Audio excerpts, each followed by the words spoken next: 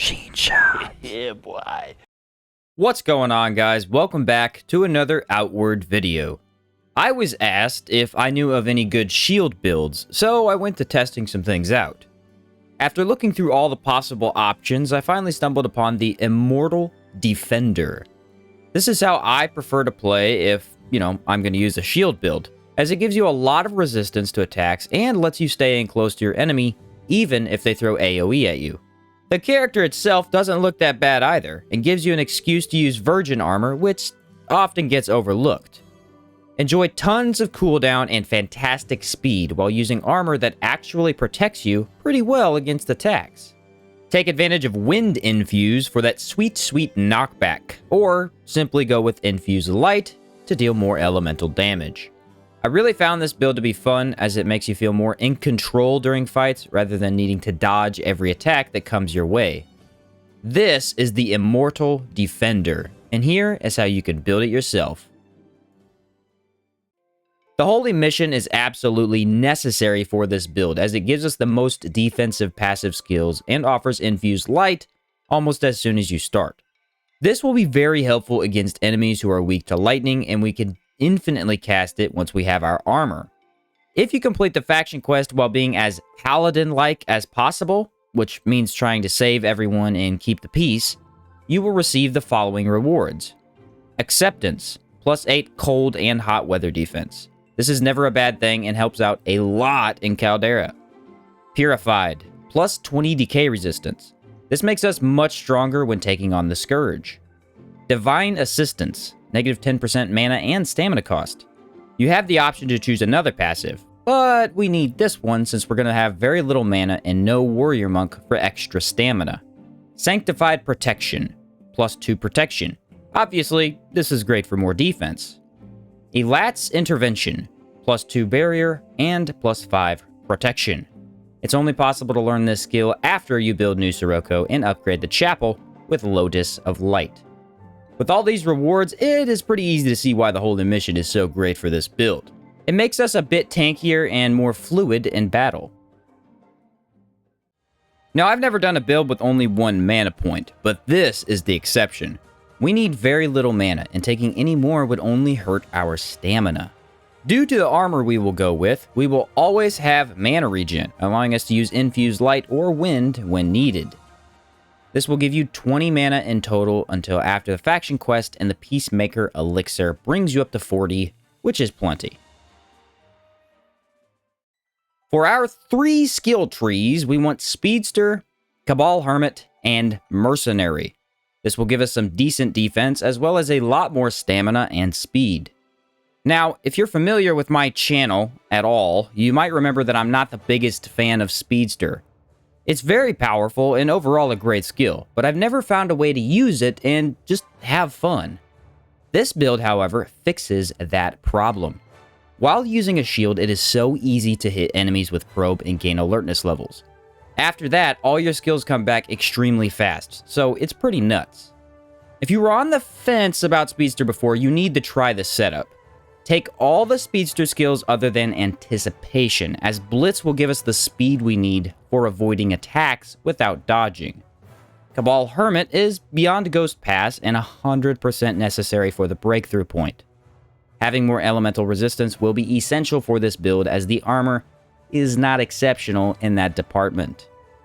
Infused Wind is also required since the sword we want is a little on the weaker side, and this will give it the bump up it needs to be great.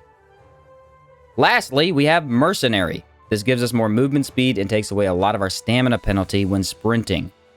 If you have 4 alertness levels, you can sprint across different regions very quickly, and usually this lets you back out of a fight that has gone poorly. We also want Shield Infusion because it really is what makes this build good. Without it, you have to dodge elemental attacks rather than simply block them, and that ruins the importance of a shield and costs us way more stamina than we should be using.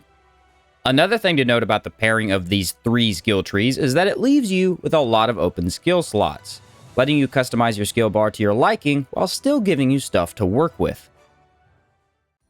Make sure to grab Shield Bash, Efficiency, and Brace, as they will be essential later on once we get into combat. All boons will also need to be grabbed as soon as possible, including Focus and Enrage. You might not always be able to use every elemental boon skill at once without mana potions, but one at a time is usually good enough. The weapon choices for this build are very simple, as the enchantments don't add much. We need an assassin sword and a wolf shield. The shield can be bought from the smuggler in Levant or the weaponsmith in Harmattan. It can also be looted from ornate chests in the Abrasar Desert if you want one for free. Now, the reason we're choosing this shield is, yeah, I know, it's pretty cool looking, but it also inflicts crippled.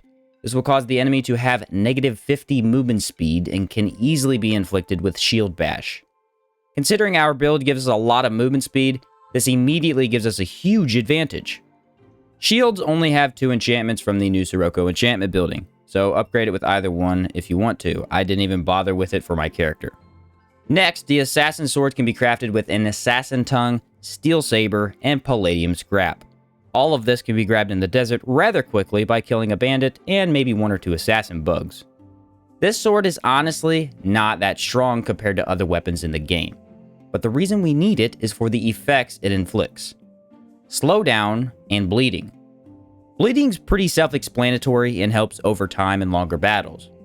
Slowdown, on the other hand, gives the enemy an additional negative 25% movement speed. After attacking an enemy with your shield and sword, they'll be 75% slower, making it much easier to see their attacks coming and even get some distance from them when needed.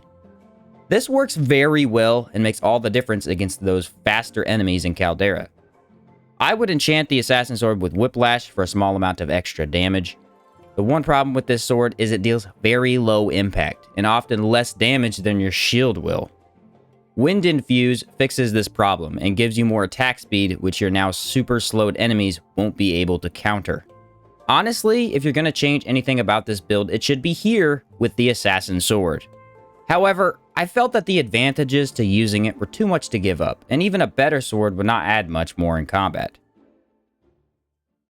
Once again, it isn't life or death to choose one backpack over another here. I chose Zorn's hunting backpack because for harder enemies, we need to drop our backpack anyway, and it makes for smoother travel with less stops to refill the stamina bar. Brigands would technically be a better choice, but we don't have a good way to light up dark areas, so ultimately I had to swap it for something else. So here's where this build really gets interesting.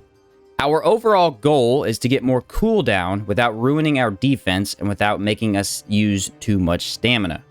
To solve this, I chose a Virgin Helmet enchanted with Arcane Unison, the Wolf Medic Armor enchanted with Adrenaline, and Runic Boots enchanted with Speed and Efficiency. The Virgin Helmet can be bought from the Blacksmith in Harmattan, and its enchantment offers us 5% cooldown reduction and 0.1 mana regen. This helmet looks really cool when enchanted and has some protection, making it a good option against physical attacks. The mana regen will let us always have the full 20 mana we need to cast one boon and then infuse our weapon. It's actually crazy how well this works with 1 point of mana, letting you use what you need and have full mana before the next fight. Wolf Medic Armor has decent physical defense while also offering a ton to the user. Health regen, negative mana cost, cold weather defense, and corruption resistance puts it up there as one of the best chest plates in terms of what overall it gives you. Add on the Adrenaline enchantment, which gives it 10% extra cooldown reduction, and it's a solid option. The health regen isn't really that noticeable in a fight, but it will heal you back to full health while walking around, and you don't need any bandages or potions, which is actually pretty cool. I recommend freeing the Trog merchant over in the Antique Plateau, as she can sell it, and you can simply reset her inventory by moving train stations. The Runic Boots can be bought from the Blacksmith in Berg, and are also very nice to have. Its enchantment gives us plus 7% movement speed and plus 5% cooldown. That movement speed gets rid of a lot of the negative speed from our armor, and with the Speedster passive makes us very, very fast. These boots also offer both protection and barrier, making them top-notch for defensive purposes. A -5 reduction in mana doesn't hurt either. Overall, this armor setup gives you a bit of everything and makes you in control of the game. We get cooldown, protection, barrier, negative mana costs, corruption resistance, mana regen, health regen, and decent impact resistance. I was surprised how good this armor combination was after putting it together, as everything adds up to give you a good experience with survivability and damage. This build is just so fun to play, and I highly recommend it as a top-notch shield build. Here's how I recommend you use the Immortal Defender to get the most out of it. Always infuse your weapon before combat. Infuse light or wind, either one will make combat easier, and infused wind is typically better unless your enemy's weak to lightning. Shield Bash is your most important skill as it slows the enemy and deals a lot of damage. Use that outright to damage the enemy and then block while activating Probe in between attacks. Puncture can be further used to destabilize your opponent if you get that impact bar to halfway. Always keep Brace and Shield Infusion ready to block elemental attacks. I recommend you use Shield Infusion on the first attack, that way you can simply block and get a good chunk of damage done to the enemy. Then use Brace to avoid dodging another elemental attack while also destabilizing your opponent. There really is so much that goes on in a single fight with this build, because the insane cooldown gives you a lot to work with. In order to make this easier to understand, I will go over each skill and add up what we did in the end. Shield Infusion will block an elemental attack and infuse your shield with that element. Blocking another attack after this will create an explosion, dealing impact and damage. Shield Charge will deal damage and impact 2 times if you're close to the enemy, and inflict it with Crippled, slowing it down. Brace will be your backup to keep you in close range combat if your Shield Infusion is on cooldown. It will stagger your enemy by 50% and gives you the Discipline boon, making it a good defensive option that gives you some more damage. Probe will do something different each time you use it, up to 4 times. During the use of this skill, it will inflict confusion and pain on the enemy, making them more susceptible to stagger, and they also take more physical damage. Probe also gives you alertness, which increases our speed and how fast our skills come back by a significant margin. I like to use Sweep Kick a lot with this build, actually, as you can put confusion on the enemy with Probe, and that makes them stagger immediately upon use. Lastly, we have Unerring Read from the Speedster skill tree, and this skill removes 1 alertness level to make you take 0 damage the next time you get hit. It will make a noise upon use, letting you know it's gone. Trust me, Unerring Read is extremely underutilized by the Outwork community. This skill is very useful as you literally take 0 damage upon getting hit. Just try it out for yourself, it's pretty good. On top of the stuff we're already doing for ourselves, this is what we're doing to the enemy, offering us a massive advantage over them. Crippled will make them negative 50% slower. Slowdown makes them negative 25% slower. Pain makes them take 25% more damage. Confusion makes them 25% less resistant to impact. And bleeding will take out 0.29% health per second. This build offers you an easy way to deal quick damage while blocking all attacks with a shield. You can stagger enemies very easily and essentially debuff them so much that they can't match you in combat. I will mention, however, that this build's weakness is groups of enemies. One-on-one, it is actually very difficult to lose a fight if properly utilizing the skills. Against multiple enemies, however, shields fall off pretty hard. This is due to the fact that you can only block in front of yourself, and, other enemies can swoop in behind for however many hits that they want. To avoid this, I recommend splitting enemies up with the speed we have. You can use doorways and rocks to lose one enemy, while the other one still follows you for some ways. It's also possible to keep all enemies in front of you, making it possible to block most attacks. But it's always a good idea to be prepared for the worst possible outcome. Taking on the enemies that are more mobile first seem to work for me, and the ones that tend to back off more or remain stationary can be avoided with distance until you're ready to confront them. I would like to make a note here that while recording, I noticed Caldera is a pain in the butt for shield builds. It's due to the terrain, so if you're ever having trouble and you're trying to block attacks, but the enemy keeps hitting you anyway, Make sure that you're fighting on flat ground instead of a hill. It will literally get you killed every single time.